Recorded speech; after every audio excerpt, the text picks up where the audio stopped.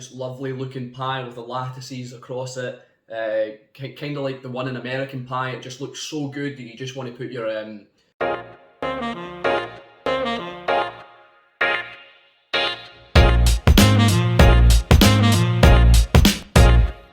Hey, how's it going? And welcome to Whisky Wins with me, Stuart. Today we're going to be looking at a 2019 release from Carn Mor. It's a Glentauchers, I believe that's how you pronounce it. Not one that I'm familiar with the pronunciation, but I'm pretty sure it's Glentauchers. It's not Glentauchers or Glentauchers, I'm pretty sure it's Glentauchers or Tocher. Anyhow, it's 9-year-old, distilled in 2010. Bottled in 2020. 2019 edition. It's matured in a first fill sherry puncheon, and you can see it's kind of left a nice little colour. This is non-chill filtered, no added colouring, and it's bottled at 47.5%. So there's a little bit of cloud in there, and I think we might as well get into a little bit of history about the distillery. So originally it was founded in 1897. It was mothballed by United Distillers in 1985 and then ultimately bought over by Allied Distillers in 1989, who at the time were a big rival of Diageo. Currently, it's now owned by Chivas, who are their parent company is Pernod Ricard, and the majority of this distillate, this whiskey, goes to blends. And Ballantines and Black and White, I believe, was the blend back in the day. I don't think that Black and White's made much anymore. I could be wrong, but the majority of this now just goes to Ballantines.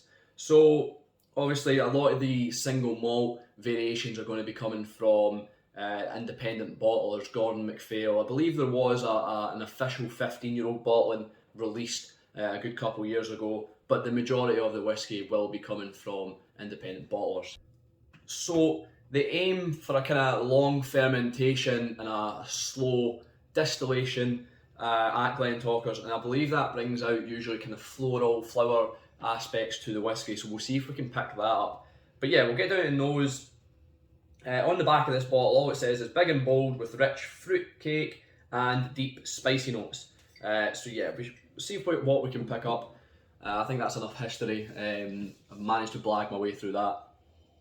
So the nose straight away, I'm getting like a dried out flower smell. I don't know if anyone ever used to kind of put flowers in between books and they dry out. Like I'm sure my mum done it quite a lot. Yeah, you put it in a book and it dries out. It smells like that anyway, dried out flowers. It's quite orangey. I'd probably say something like marmalade. Maybe some apple curd, orange diluting juice. In England they call it squash, Scotland diluting juice. I'm not sure what America calls it, probably squash as well, but like orange concentrate you use to make orange juice with. You put like water in it and then diluting juice we call it. Yeah, it's quite an orangey dram, like I said, the apple curd, quite sticky, jammy, curdy, that kind of, like I said again, marmalade-y. There's dried wood notes, something nutty, maybe chestnuts and tannins just to kind of round it off. Yeah, it's 47.5%, so it's not too horribly alcoholic on the nose or anything like that. It's nice, balanced, it's nice and soft. So this cost, I forgot to say about the price. This was actually gifted to me by Stevie for my birthday or my Christmas. But I believe this RRP'd between £47 to £55 round about there, or 45 to 55. It is 9-year-old, it is quite young. You're not getting any young elements through in the nose, I don't feel. We'll go for the palate.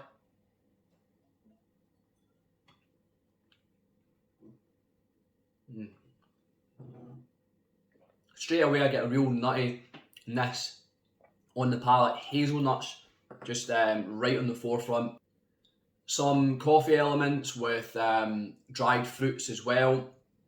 It feels really full on the mouth, but also still withheld in a sense. I don't know if that makes any sense, if that's just contradicting each other, but it feels really full-bodied, a nice mouthfeel, but it still feels like the flavours are a little bit withheld, a little bit restrained. See what else I can get on the palate.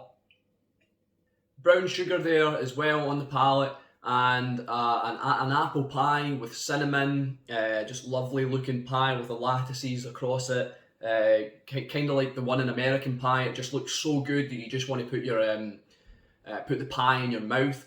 So yeah, an apple pie, that's how good it looks. You just want to eat it straight away and not do anything else to it.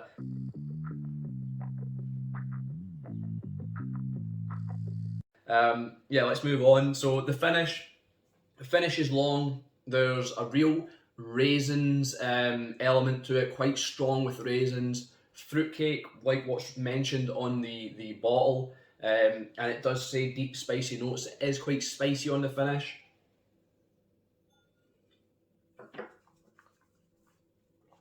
Possibly also on the finish more apple elements. The apples are now more of a like the pie, a bit stewed, a bit cooked.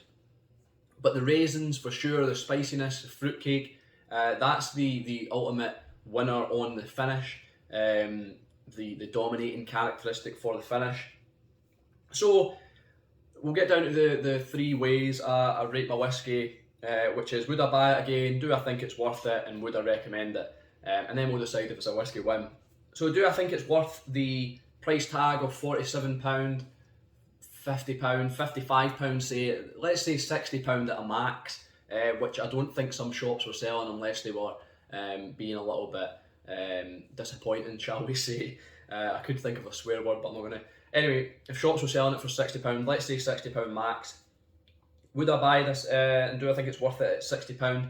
I think it's worth it at £60, even though I'm pretty sure the RRP was lower end of 47. It's non-chill filtered, no added colouring. It's got a nice age statement on there. It's got a lot of information on there. And Carn Mor, their value for money, definitely they're winning.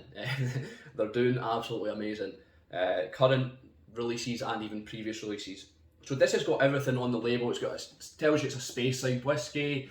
It tells you it was bottled 2020. 2019 edition. Distilled 2010. It gives you your age, gives you your type of barrel, gives you how many bottles, how many casks were used. So I can't really complain at that. I don't know if does it say chill filtered or no added colouring. It does, it says non-chill filtered and no added colouring as well, so it has everything you want in the bottle. So for me, it's definitely worth it, worth the price, the whiskey itself, the flavour, it is definitely worth it. Would I buy it again? I don't think I would buy it again. I think now that I've had it, I'm fine.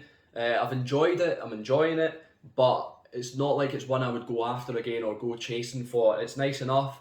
Would I get there's another release that came out maybe this year, which was a 2011 Glentauchers, and I don't even think I'd go for that.